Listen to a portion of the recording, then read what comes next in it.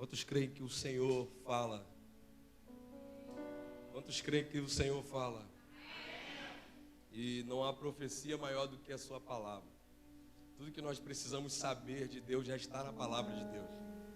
Quando as pessoas ficam procurando pelas revelações e revelações e revelações, é porque elas ainda não entenderam a suficiência da palavra de Deus. E o que nós vamos meditar aqui nessa noite, eu creio que vai mudar a tua vida, não porque sou eu que vou falar, mas porque é a palavra de Deus.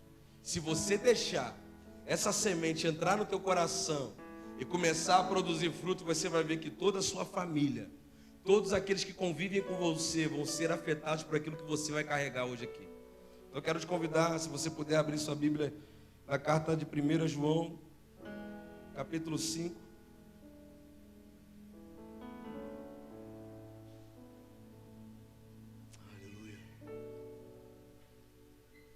1 João 5, versículo 4 e o 5 nós vamos ler.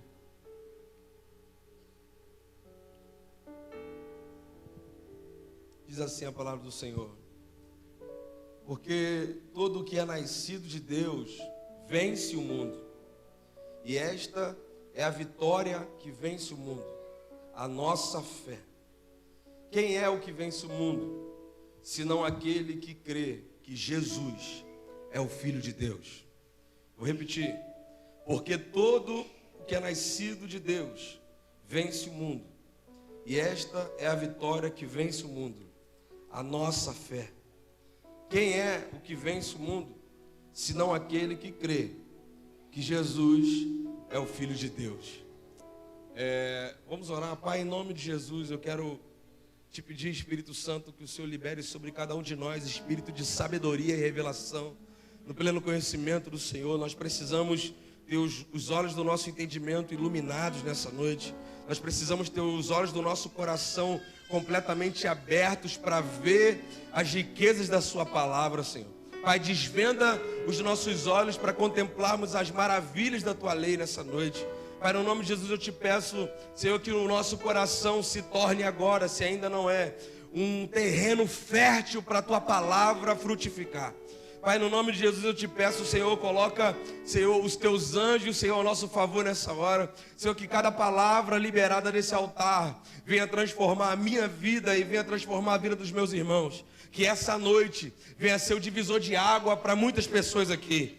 No nome de Jesus nós te pedimos, Senhor, quebra o jugo com a unção do Senhor. Nós te pedimos, Senhor, nós te pedimos mais da tua glória sobre esse lugar. Nós te pedimos, Senhor, aumenta a chama do teu Espírito no nosso coração. Senhor, nós não queremos, Senhor, movimento, nós não queremos algo, Senhor, que a carne possa produzir, mas nós queremos de fato que o teu Espírito ministre sobre nós. Que nessa noite, Senhor, o nosso coração seja constrangido com as verdades da tua palavra e que nós saiamos desse lugar cheios, carregados pela tua glória, Pai. No nome de Jesus. Se você está comigo, diga glória a Deus bem forte aí. Você pode se assentar em nome de Jesus. O tema da minha mensagem é a fé que vence o mundo. Você pode repetir isso? A fé que vence o mundo. O escritor João, ele começa falando porque todo que é nascido de Deus vence o mundo. Isso é um fato para todos aqueles que entendem as Escrituras. E ele fala que a vitória que vence o mundo é a nossa fé. E qual fé é essa? A fé é que nós cremos que Jesus não é apenas um profeta. Jesus não é apenas um mestre. Jesus não é apenas um professor. Jesus é o Filho de Deus. Jesus é Deus encarnado. Jesus é o Todo-Poderoso. Jesus é aquele que abriu mão da sua glória para vir aqui, morrer morte de cruz, ressuscitar ao terceiro dia, subir aos céus e deixar uma promessa: eu voltarei para vocês. Só que, para nós entendermos algumas coisas, a sociedade que nós vivemos, o mundo que nós vivemos, tem muitas crenças, religiões, diversas formas de pensamento. Só que eu lembro de quando eu era garoto e tinha algumas festas na minha cidade, e uma das frases que falavam muito era: todos os caminhos te levam para esse lugar, e falava o nome da festa. E eu comecei a perceber que as pessoas do mundo também falavam sobre Deus isso. Todos os caminhos te levam a Deus. Todos os caminhos te levam a Deus. Todos os caminhos te levam a Deus. Só que a nossa fé, e isso é o que escandaliza muitas pessoas, é que a nossa fé não diz que todos os caminhos levam a Deus. A nossa fé é ousada em dizer que só um caminho leva a Deus. Em João 14,6, Filipe chega para Jesus e fala assim: mestre, mostra-nos o Pai. E Jesus vira para Filipe e fala assim: ei, meu querido, preste atenção. Eu sou o caminho, a verdade e a vida. Ninguém pode vir ao Pai a não ser por mim. Repare bem na frase, ele não diz que ninguém pode ir ao Pai, ninguém pode chegar até o Pai. Ele fala: ninguém pode vir ao Pai. Ou seja, eu e o Pai somos um.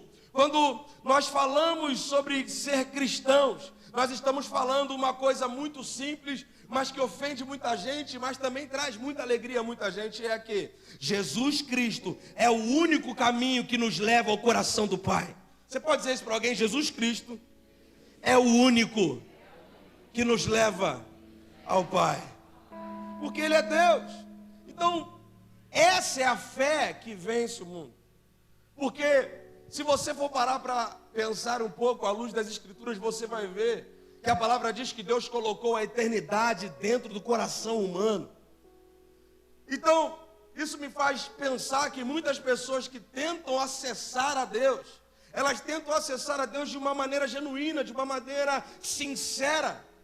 Porque Deus colocou dentro de cada um de nós uma fome, uma sede, um vazio, que só Ele pode preencher. Deixa eu desenhar para você. Um dia Jesus larga uma multidão, manda os discípulos comprarem comida para ter um encontro com uma mulher, na beira de um poço. E a história diz que ela ia ao meio-dia, porque ela tinha vergonha da sua própria história, da sua própria trajetória, de quem ela estava se tornando. Porque a Bíblia diz que ela já tinha sido casada 5 vezes, e agora o homem que ela estava não era o marido dela. Só que até então, mesmo Jesus sabendo disso tudo, Jesus marca na sua agenda um encontro com essa mulher sozinho no poço. E Jesus, quando vai conversar com ela, Jesus não traz nenhum julgamento, Jesus não traz nenhuma palavra de juízo sobre ela, muito pelo contrário. Jesus, o profético Jesus, não era expor ninguém. O profético de Jesus era revelar a situação da pessoa e trazer cura sobre ela. Então preste atenção. Para muitas pessoas aquela mulher era qualquer uma, era uma imoral, era uma pessoa que talvez a sociedade olhava e falava assim: não, ela não é digna nem de entrar no templo, ela não é digna nem de adorar a Deus. Mas na verdade a Bíblia nos mostra em João 4 que ela era uma mulher sedenta por Deus. Por que isso? Porque existe um vazio dentro de cada um de nós. E se nós não encontrarmos Deus rapidamente, nós vamos tentar colocar algo no lugar de Deus. Essa mulher achou nos seus relacionamentos uma forma de alguma forma ser satisfeita. Mas eu venho aqui nessa noite para te dizer: não há satisfação em outro lugar a não ser na pessoa de Jesus Cristo. Tem gente que se relaciona com um montão de gente procurando Deus e nunca vai encontrar.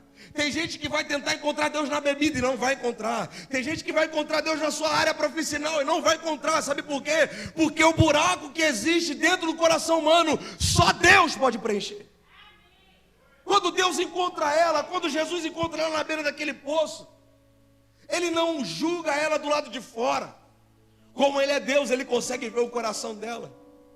E quando Ele começa a revelar o coração dela, a primeira coisa que a mulher fala, isso é muito forte, é: Senhor, mestre, aonde nós devemos adorar? O que tem a ver a revelação de que ela vivia uma vida promíscua com a adoração? Tudo. Porque a fome dela era ter algo para adorar, ter alguém para adorar. A nossa fome é ter sempre o Senhor, mas na verdade a gente tenta colocar coisas no lugar do Senhor. Só que quando nós somos curados, a primeira pergunta que vem é: agora eu preciso saber a quem eu vou adorar, como eu vou adorar. Porque agora eu descobri uma fonte, que eu não venho todos os dias e tenho sede de novo. Eu vou lá de novo e eu fico com dor de cabeça. Eu vou lá de novo, esqueço que está vindo um pouquinho e daqui a pouco eu vou ter sede de novo. Agora eu descobri alguém que não é uma água qualquer. Ele dá uma água que é completamente limpa, e Ele é a própria fonte. Quando nós experimentamos de quem Jesus é, toda a nossa sede é saciada nele. Diga comigo assim: eu preciso aprender a ser satisfeito em Deus. Satisfeito em Deus. Depois desse encontro, essa mulher não foi fazer um seminário. Essa mulher não foi fazer um curso de como pregar o evangelho. Ela saiu completamente restaurada. E a primeira coisa que ela fez foi anunciar: eu conheci um homem que revelou toda a minha vida, e eu creio que ele é o Messias aguardado. A Bíblia diz que a cidade inteira, irmão, uma cidade inteira sai daquele lugar e vai aonde Jesus estava. Porque a cidade inteira viu a vida daquela mulher e viu como ela chegou de volta na cidade. Ou seja, a cidade entendeu: nossa, quem ela conheceu é a resposta para toda a nossa necessidade.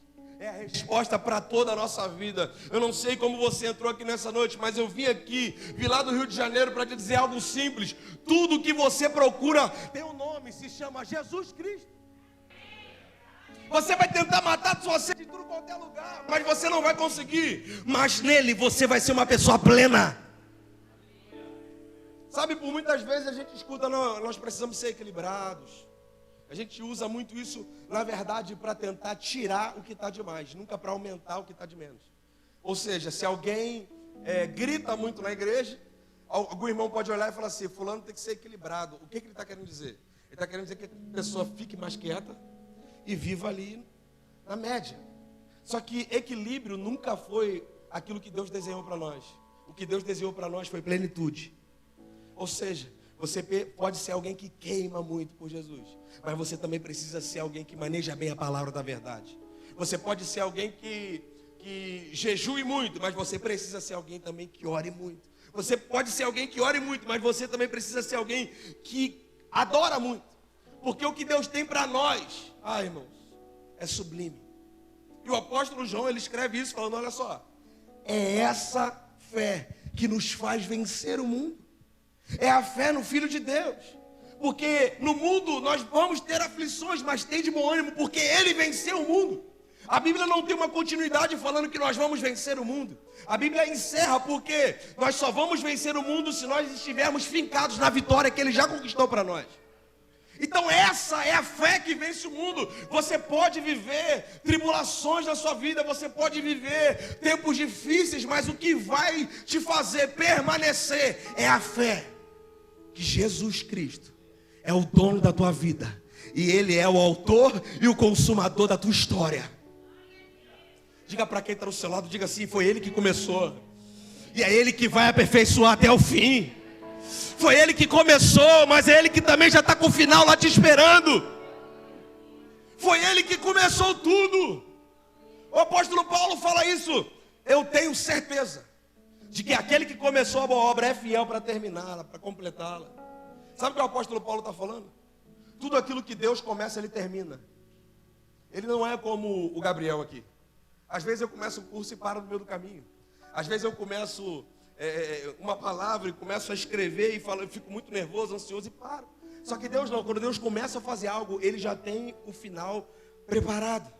Eu quero te dizer nessa noite, tudo aquilo que Jesus começar na tua vida já está pronto para terminar.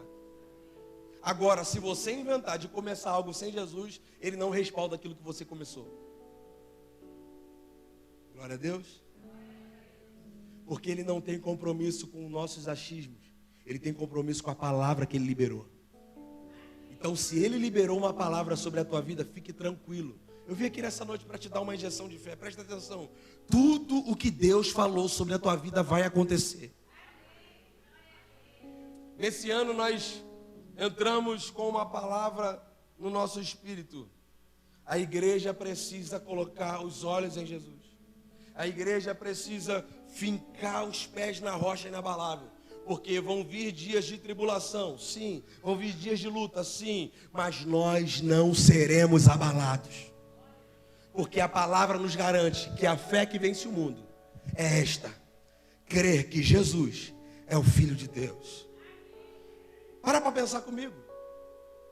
Aos olhos humanos, Jesus perdeu. Aos olhos humanos, hoje, ainda mais na nossa geração digital hoje, que você tem que ter o seu primeiro milhão com 30 anos. Senão você perdeu. Sendo que Jesus começou a perder com 33. Então, aos olhos do mundo, Jesus perdeu. Só que aos olhos de Deus, aos olhos de quem entende o que aconteceu na cruz do Calvário, sabe o que aconteceu? Filipenses 2:5. Ele se esvaziou da sua glória. Veio como homem, como servo, morreu morte de cruz. Ao terceiro dia ressuscitou. E agora, ele tem um nome que está acima de todo nome. Ao qual todo joelho na terra, debaixo da terra, nos céus, se dobram perante ele.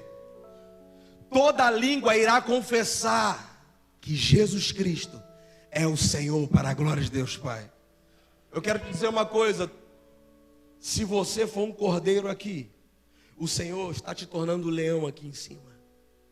Vou repetir. Se você aprender a viver como um cordeiro aqui nessa terra, nas regiões celestiais, os demônios irão te respeitar, porque você está criando um caráter aprovado de Cristo.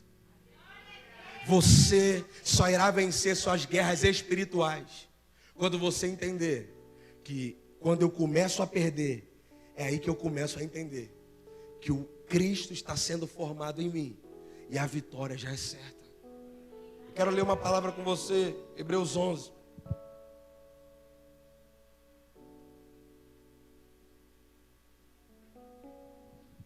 Para você entender o que é a fé. Isso aqui é fé. Ora, a fé é a certeza de coisas que se esperam, a convicção de fatos que não se veem. Preste atenção. A fé é a certeza de coisas que se esperam, ou seja, a fé não é uma expectativa que eu tenho de que algo irá acontecer um dia. A fé é uma certeza daquilo que eu sei que já está pronto. A fé não é uma expectativa de que um dia eu acho que um dia vai dar certo, então eu vou ficar firme. Não, a fé é uma certeza de que o que Deus planejou já está pronto para mim. E o que me resta? Esperar acontecer. Porque é a convicção de fatos que não se veem. Ou seja, se você tem fé, você não precisa ver para crer. Eu vim aqui nessa noite para te dizer algo muito simples. Você não é maluco por crer naquilo que você acredita. Você é bem-aventurado. A Bíblia não chama aqueles que creem e não viram de doidos. A Bíblia chama de bem-aventurados. Porque você não viu muitas coisas que está na palavra, mas você creu na palavra da verdade. Versículo 2 diz assim: pois pela fé os antigos obtiveram bom testemunho. Ou seja, não tem como ter bom testemunho sem fé. E continua: pela fé entendemos que o universo foi formado pela palavra de Deus, de maneira que o visível veio a existir das coisas que não são visíveis. Presta atenção. O reino espiritual é muito mais real do que aquilo que você vê com seus olhos naturais. Nesse exato momento existe uma legião de anjos adorando ao Pai exatamente nesse momento. A Bíblia diz em Isaías 6 que os serafins estão ao redor do trono cantando santo, santo, santo é o Senhor dos exércitos, toda a terra está cheia da sua glória. A Bíblia diz que existe o primeiro céu, o segundo céu, o terceiro céu, ou seja, existem as regiões celestiais, existem muitas coisas acontecendo exatamente agora. Só que a fé bíblica não é uma fé inventada por nenhum teólogo, mas é o que está escrito. É entendermos que o universo foi formado pelo poder da palavra. Sabe qual é o nosso problema? A gente pensa que todos os nossos problemas serão resolvidos quando chegar um papo de dinheiro na nossa mão. Agora a pergunta que fica é: Deus criou o mundo com dinheiro, sim ou não? Ele criou com o quê? O que você precisa para viver? Você precisa apenas crer que tudo que você consegue contemplar com seus olhos foi criado pela palavra de Deus. E entender que quando Deus está falando, quando Deus está liberando uma palavra, Ele está criando ao mesmo tempo. Não entre no engano de que Deus está aperfeiçoando uma bênção para chegar na tua mão, não. Porque quando Ele libera uma palavra, já está pronto. O que Ele vai trabalhar não é na bênção, porque ela já está pronta. Não é na promessa, porque ela já está pronta. O que Ele vai trabalhar é dentro de você. A Bíblia diz em Gálatas 4 que o herdeiro, se ele for criança, nada ele difere de um escravo. Ou seja, você pode ter o dinheiro que for, se você for criança, você não vai saber usar. você não vai saber manejar, você não vai saber administrar. Por quê? Porque você é criança. Mas quando você é maduro, pode entregar a herança na tua mão, porque agora você tem maturidade suficiente para administrar o que o Pai tem te dado. O problema é que tem muita gente na igreja fazendo campanha para ter aquilo que Deus já deu, mas ela não acessou ainda. Por quê? Porque ainda é infantil espiritualmente. Deus nessa noite me trouxe aqui para te dizer: se você quer entrar aonde Deus falou que você vai entrar, se você quer receber aquilo que Deus falou que você vai receber, basta apenas um posicionamento: eu preciso amadurecer, porque já está pronto. Diga para quem está perto de você assim: Deus fala e cria ao mesmo tempo. Então, se alguém chegar para você e falar assim: nossa, eu vi algo na tua vida, Deus falou comigo que vai acontecer isso, isso e isso, não fique preocupado se Ele vai fazer. Ele já criou isso. Ele já fez. Ele não, porque é um princípio espiritual. Ele não criou todas as coisas e começou a falar. Ele falou e tudo se fez. Então, tudo que nós precisamos é entender que o poder da palavra é verdadeiro. Então, quando você sair daqui hoje, amanhã, terça-feira, entenda que a sua palavra, Tiago diz isso, que na sua língua tem o poder da vida e da morte. Tudo que você fala, respaldado pela palavra, tem poder para acontecer. Porque o nosso Deus, Ele cria falando. Eu quero ler alguns heróis da fé para você ver o que é fé de verdade. Hebreus 11:5. Diz assim, acompanhe comigo por favor, Hebreus 11, versículo 5, a gente vai embora.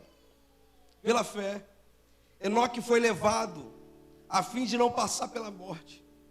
Não foi achado porque Deus o havia levado, pois antes de ser levado obteve testemunho de que havia agradado a Deus. De fato, sem fé é impossível agradar a Deus. Porque é necessário que aquele que se aproxima de Deus creia que Ele existe e que recompensa os que o buscam. Preste atenção. A Bíblia fala de um herói da fé chamado Enoque, que ele caminhou com Deus. Você não vai ver uma pregação de Enoque, você não vai ver ele cantando um hino na Bíblia, você não vai ver ele fazendo nada que aos nossos olhos chama atenção. Mas uma coisa ele fez: ele andou com Deus. E quando ele andou com Deus, Gabriel? No momento pré-diluviano, onde a perversidade, o coração humano estava tão caído. A gente estava conversando isso esses dias. O pecado era tão grande. Tinha um homem que preferiu dar as costas para toda uma sociedade, porque ele viu quem é Deus e falou: eu não preciso de mais nada, eu só preciso da presença dele. A Bíblia diz que esse homem andou tanto com Deus, agradou tanto o coração de Deus, que Deus o tomou para si. Deus olha para uma sociedade pecaminosa e vê alguém e fala assim: o mundo não é digno desse homem estar andando nessa terra, então eu vou pegar ele para mim, porque ele andou pela fé. Sabe, eu vim aqui nessa noite para te dizer: as coisas visíveis são temporais, mas aquilo que você crê espiritualmente, a fé, são coisas que você não consegue ver, mas são coisas eternas para a tua vida. Não perca tempo olhando para o que está acontecendo no mundo. Não perca tempo olhando para as notícias e se apavorando, porque a palavra nos garante: virão dias ruins, virão problemas, mas se nós andarmos com Deus, nós e a nossa família seremos guardados. Versículo 7 diz assim: pela fé, preste atenção, isso aqui é muito, eu amo essa palavra. Pela fé Noé é divinamente instruído a respeito de acontecimentos que ainda não se viam, e sendo temente a Deus, construiu uma arca para a salvação da sua família. Assim ele condenou o mundo, olha só, assim ele condenou o mundo e se tornou herdeiro da justiça que vem da fé. Preste atenção, irmãos. Deus libera uma palavra sobre Noé: não é você vai construir uma arca para mim, vai ser desse jeito, dessa medida, porque eu quero reconstruir todas as coisas a partir da tua vida, a partir da tua família. A Bíblia conta que aproximadamente 100 anos, Noé só fez uma coisa: cortava madeira, encaixava madeira, pregava, 100 anos fazendo a mesma coisa, porque Deus falou uma vez só. Deus falou: eu vou enviar justiça, juízo sobre a terra, mas eu achei graça em você. E se você construir um lugar seguro para a tua família, eu vou enviar um dilúvio, eu vou enviar uma chuva tão forte, que irá acabar com toda essa gente, mas a tua casa será guardada na minha arca. Sabe qual é a tua arca, irmão? É a tua casa. O mundo pode estar pegando fogo lá fora, mas a tua casa tem que ter a presença de Deus. Na tua casa você tem que conseguir fechar sua janela, trancar sua porta e olhar para dentro e falar assim: está tudo no lugar aqui. Por quê? Porque eu estou sendo obediente à voz do Senhor. Nós não precisamos que alguém de fora nos ensine a fazer as coisas dentro de casa. Nós já temos a palavra. E se a palavra manda você fazer algo, você obedece, porque você vai colher fruto disso. A Bíblia diz que ele condenou todo mundo por causa de uma vida baseada na palavra. Sabe o que é ser profeta, irmão? Ser profeta não é ter uma revelação para entregar apenas. Ser profeta é estar disposto a encarnar uma palavra liberada de Deus. É ter a tua vida toda comprometida com a palavra de Deus. Nós estávamos conversando esses dias e uma irmã falou comigo: Gabriel, eu pensei em fazer algo, e quando eu fui fazer algo, o Espírito Santo falou comigo que não era para fazer da forma que eu estava fazendo. Sabe o que é isso? É você mesmo querendo fazer algo bom para Deus, Deus te dá uma parada para você recalcular a sua rota, para você fazer o negócio direito. Só acontece isso com quem está querendo agradar a Deus, não aos homens. Porque ninguém estava vendo isso. Estava dentro de casa, estava sozinho, mas Deus estava lá. Olha para quem está perto de você, por favor, diga assim: Deus não está fora. Deus está dentro de você. Nós precisamos aumentar a nossa consciência da presença de Deus. No versículo 8, esse aqui é o que eu mais gosto. Pela fé, Abraão, quando chamado, obedeceu, a fim de ir para o lugar que devia receber como herança, e partiu sem saber para onde ia. Pela fé, peregrinou na terra da promessa como em terra alheia, habitando em tendas com Isaque e Jacó, herdeiros com ele da mesma promessa, porque Abraão aguardava a cidade que tem fundamentos, da qual Deus é o arquiteto e construtor. Preste atenção, irmãos. Imagine você estar na sua casa e Deus falar assim: ó, preciso que você se mude agora. Isso aconteceu comigo. Eu preciso que você saia do lugar que você está acostumado, saia de perto da sua família, saia de perto de todo mundo que você conhece, dos seus pais, e vá para um lugar que eu vou te mostrar, e eu não vou falar o que eu vou fazer lá, eu só quero que você saia, eu só quero que você obedeça. Só que na caminhada, quanto mais Abraão obedecia, mais Deus se revelava para ele, a ponto de Deus falar assim: Abraão é meu amigo. Sabe qual é o padrão de amizade para Deus? É quando Ele fala e nós obedecemos. É por isso que Jesus olha para os discípulos e fala assim: olha, eu já chamei vocês de servos, mas agora eu chamo de amigos. Por quê? Porque os discípulos estavam começando a obedecer a palavra liberada. Abraão sai do meio da sua parentela, vai para um lugar, a Bíblia fala que ele chegou no lugar. Só que quando ele chega no lugar, ele não se contenta com o lugar. Ele não fica feliz, ele não fica alegre, ele não constrói uma casa bonita, ele vive em tendas.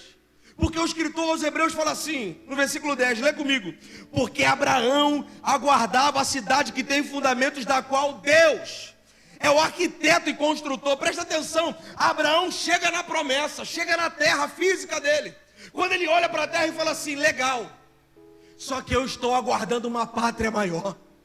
Eu estou aguardando um lugar celestial. Eu estou aguardando um lugar que o próprio Deus construiu para mim. Sabe o que Abraão está me ensinando? Gabriel, existem linhas de chegada na vida humana que nós olhamos e falamos assim: quando eu chegar lá eu vou ser feliz, quando eu chegar lá eu vou estar em alegria. Mas na verdade, quando você chega, você olha e fala: legal, mas aonde está Deus? É como Moisés olhava para a terra e falava assim: Senhor, o Senhor pode enviar um anjo comigo, legal, mas eu não quero. Porque a graça, o prazer não está na terra. O prazer não está numa terra que mana leite e mel. O prazer não está num salário abençoado. O prazer não está nem numa família organizada. O prazer está se a tua presença está conosco. Homens e mulheres que vivem pela fé entendem que tudo isso aqui é importante, mas existe algo superior. Eu vim aqui nessa noite para tentar calibrar os seus olhos e para você entender que tudo que você vive aqui vai acabar muito rápido. Mas se você plantar do jeito que você tem que plantar aqui com fé, você vai ter uma eternidade de alegria. A nossa fé precisa estar firmada em Cristo. A Bíblia diz que quando Pedro responde a pergunta de Jesus, falando: o que dizem os homens que eu sou? Pedro tem uma revelação do Pai em Mateus 16. Ele fala assim: tu és o Cristo, o Filho do Deus vivo. A Bíblia fala que no final Jesus fala assim: sobre esta pedra eu edificarei a minha igreja, falando dele mesmo, falando da revelação de que ele é o Filho de Deus. E ele conclui falando: as portas do inferno não prevalecerão contra a minha igreja. Jesus está falando: a minha igreja só irá romper, a minha igreja só irá vencer, a minha igreja só irá multiplicar, a minha igreja só vai ser mais que vencedora se ela estiver fincada em mim. Nós não temos condições de vencer o mundo sozinhos. Nós precisamos estar firmados numa rocha inabalável que é Jesus. Eu quero falar para você o que significa ter fé em Jesus.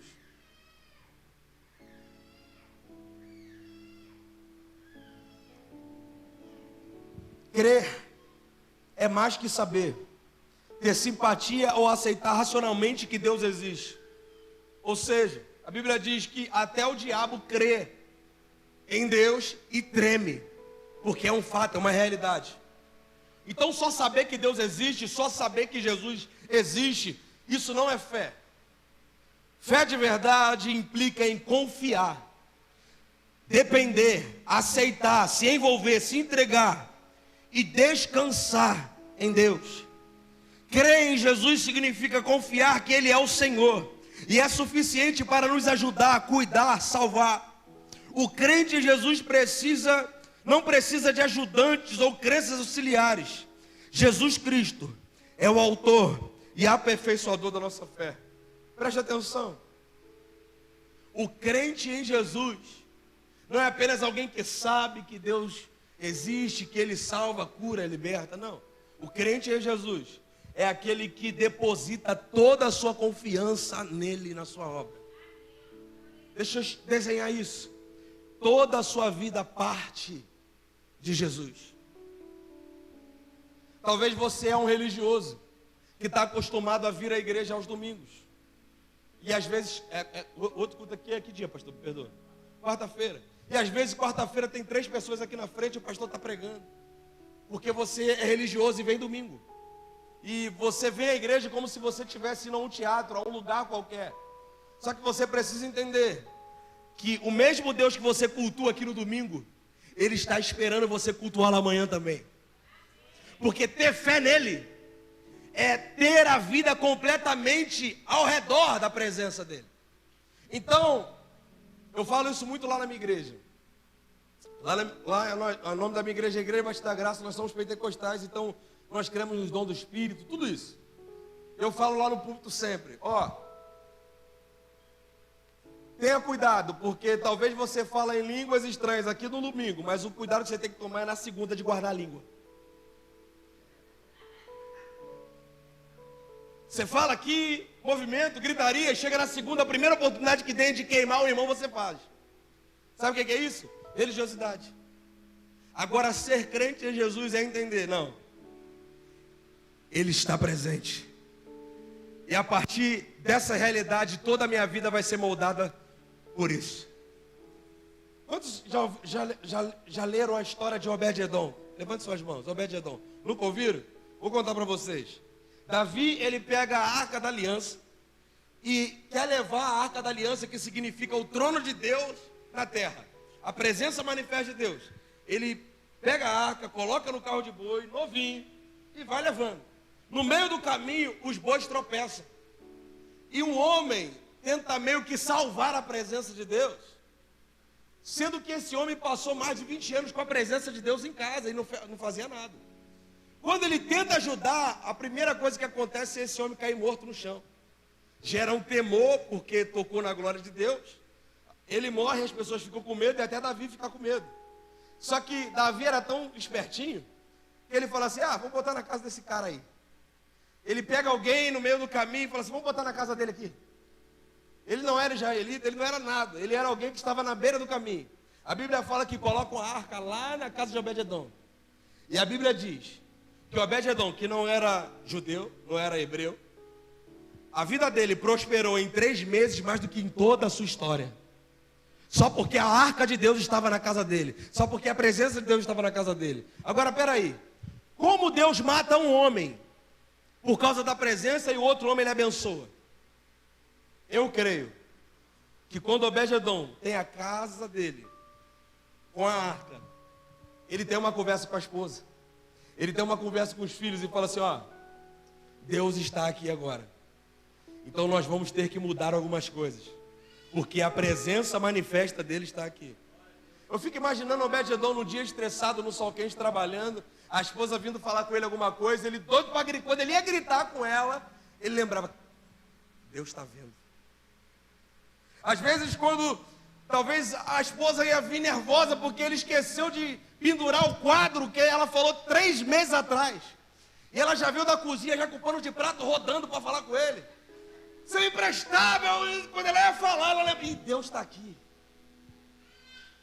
Talvez os filhos, todos para desobedecerem, todos para fazerem alguma arte, mas na hora de fazer os filhos, meu Deus, agora não dá para viver de qualquer jeito. Deus está aqui. Só que a Bíblia diz que esse homem prosperou em 3 meses, a vida dele mudou. A vida dele mudou completamente. Tudo porque tinha um objeto na sua casa que representava Deus. Hoje, nós estamos na nova aliança. Deus não está mais num cantinho da nossa sala. Deus agora está dentro de nós. Mas Gabriel, se Deus está dentro de mim, por que eu ainda falo um palavrão de vez em quando? Por que eu ainda trato as pessoas mal? Porque eu não tenho consciência de que Ele está. Isso não é algo automático, Ele está e eu começo a ser bonzinho. Não, eu tenho que preservar a presença de Deus na minha vida. Eu quero te dizer, toda vez que você peca, Ele não sai de você. Ele está dentro de você, você fazendo o pior pecado que você possa cometer na tua vida. Ele não sai. E aí que está o problema, ele não vai embora, ele fica ali. O que nos resta é entendermos que, se eu tenho uma fé inabalável, eu sei, Ele está comigo.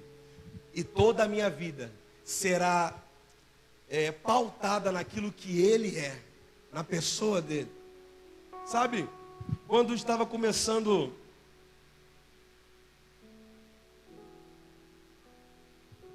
Quando eu tinha acabado de me arrumar para vir para cá, eu fui no carro, peguei um negócio, e quando eu estava quase saindo do apartamento, a chuva começou. Quando eu pensei em reclamar, ou pensar, assim, tipo assim, poxa, na hora do culto, o Espírito Santo falou muito forte comigo, eu não estou inventando. Léo me conhece, sabe que eu não sou de jogar a palavra fora. O Espírito Santo falou dentro de mim, pastor Anderson. Essa chuva é um sinal do avivamento que eu vou fazer nessa igreja. Essa chuva é algo físico que eu estou derramando nesse lugar para dar um apontamento para vocês. O Senhor irá transformar realidades aqui. O Senhor irá transformar realidades aqui. Pela fé. Pela fé. Eu quero ler o último texto para você, eu encerro. Hebreus 12.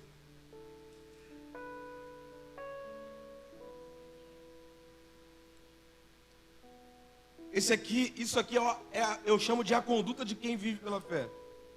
Preste atenção, por favor.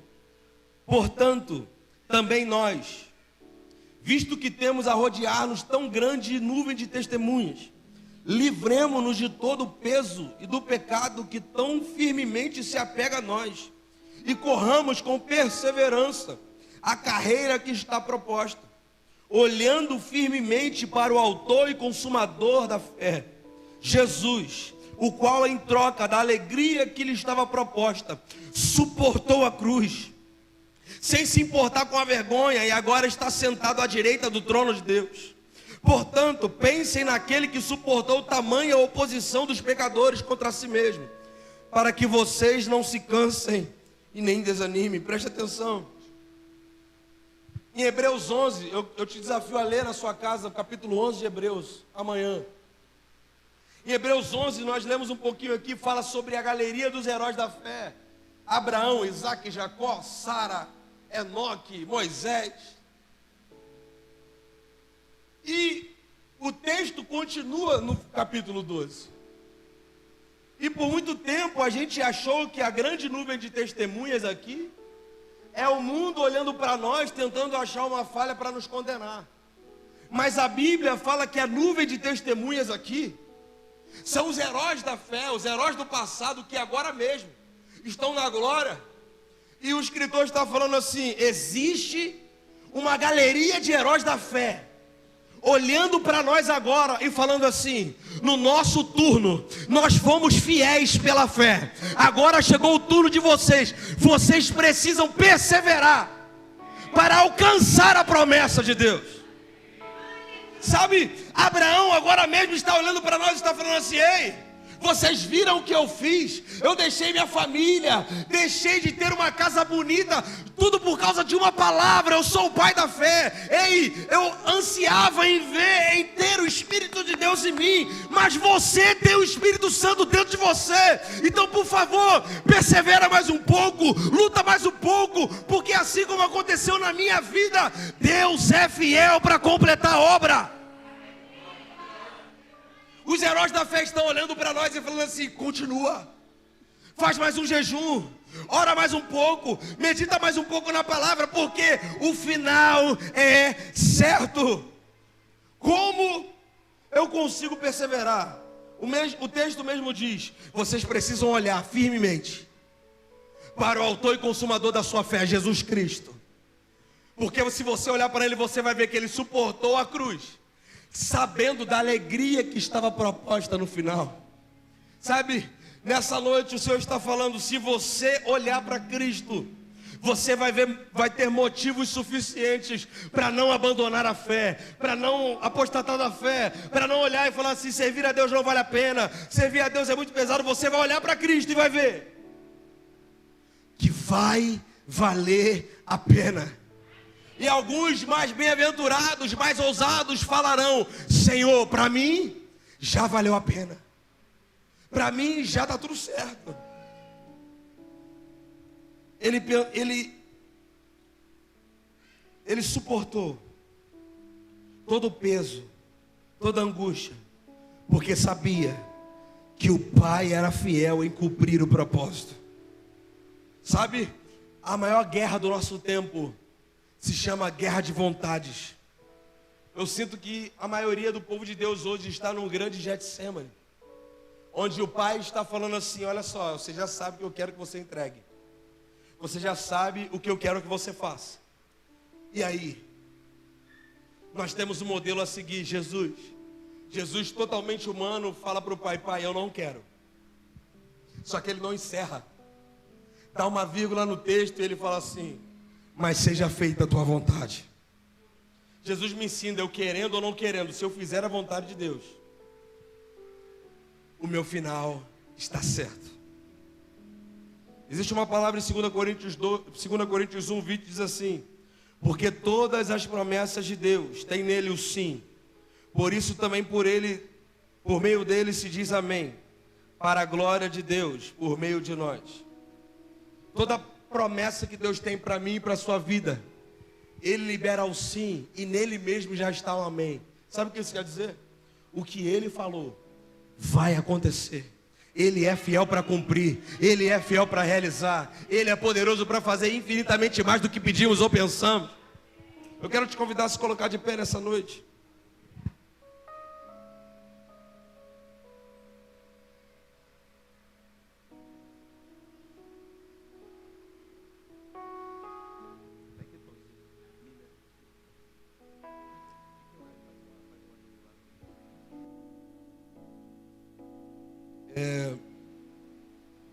quero que você saia daqui nessa noite com o seu coração completamente cheio de fé. Porque eu creio de fato que o Senhor irá fazer algo, está fazendo já. Mas o Senhor vai completar. O Senhor vai aperfeiçoar o que Ele começou nessa igreja. O Senhor vai completar o que Ele começou na sua casa. Mas nós precisamos nos posicionar em fé. Gabriel, o que é se posicionar em fé? É ir contra a sua própria vontade de desistir. É quando talvez você tenha o costume de fazer algo, você vai deixar de fazer algo não porque você quer ser melhor que os outros, mas é porque você já sabe o que tem que fazer. Então, nós não precisamos sentir para que nós façamos algo por fé. Porque fé não tem a ver com sentimento, fé é convicção. Então, se eu sei quem Deus é, se eu sei quem eu sou em Deus, eu faço sentindo ou não sentindo. É por isso que um dos maiores momentos de guerra dentro do templo é na adoração.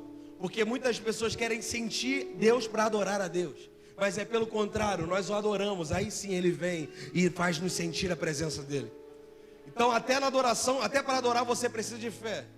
Porque você vai ter que lidar com instrumentos, você vai ter que lidar com quem está cantando. E às vezes você vai olhar e vai falar assim: cara, eu não gosto dessa música, eu não gosto de quem está cantando. Mas isso não importa, porque o culto nunca foi para nós, o culto é para Ele.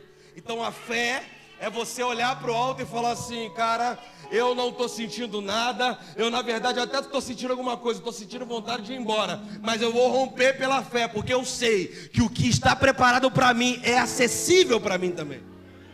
Então eu quero nessa noite que você feche os seus olhos e faça a sua oração aí. Peça que o Senhor te encha de fé.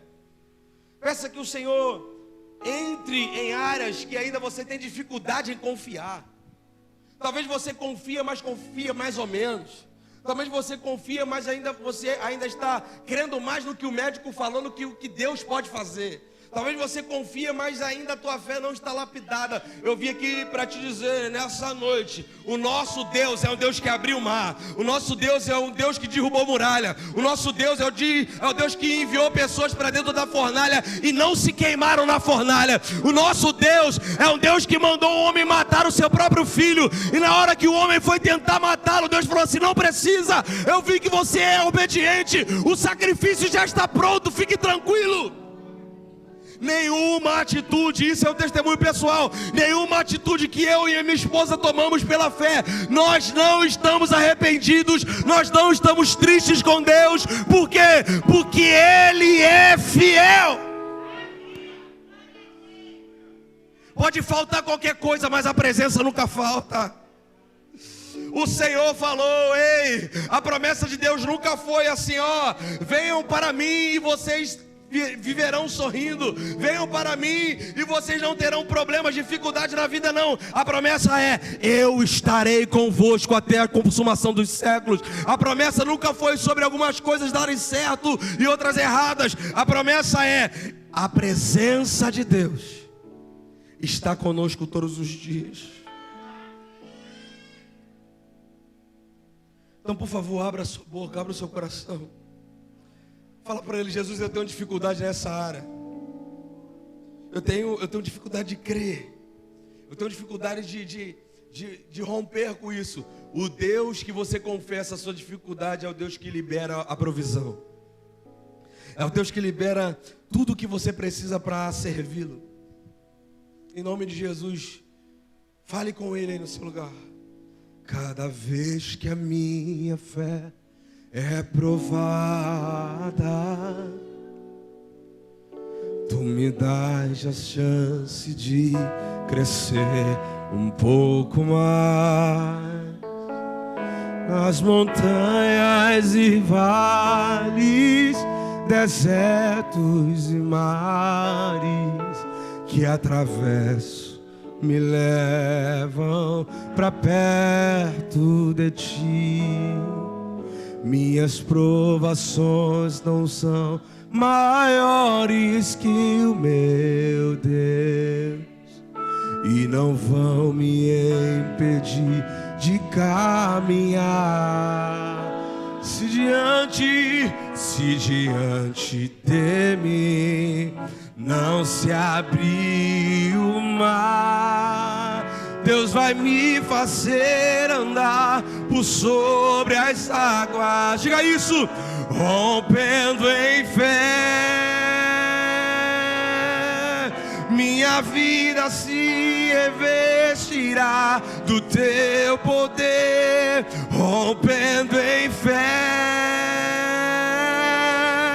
com ousadia vou mover no sobrenatural. Vou lutar, vou plantar e colher, a cada dia vou viver, rompendo em fé, rompendo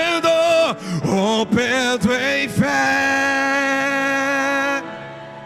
Minha vida se revestirá do teu poder, rompendo em fé.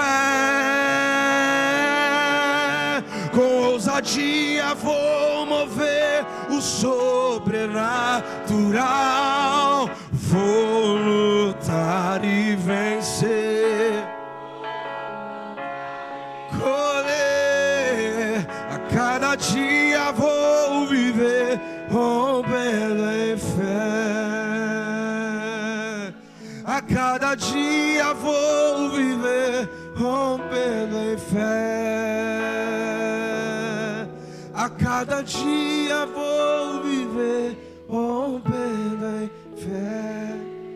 Você pode aplaudir ao Senhor, Ele merece honra e glória. Aleluia, aleluia, aleluia, aleluia, aleluia. Aleluia. Quantos creem?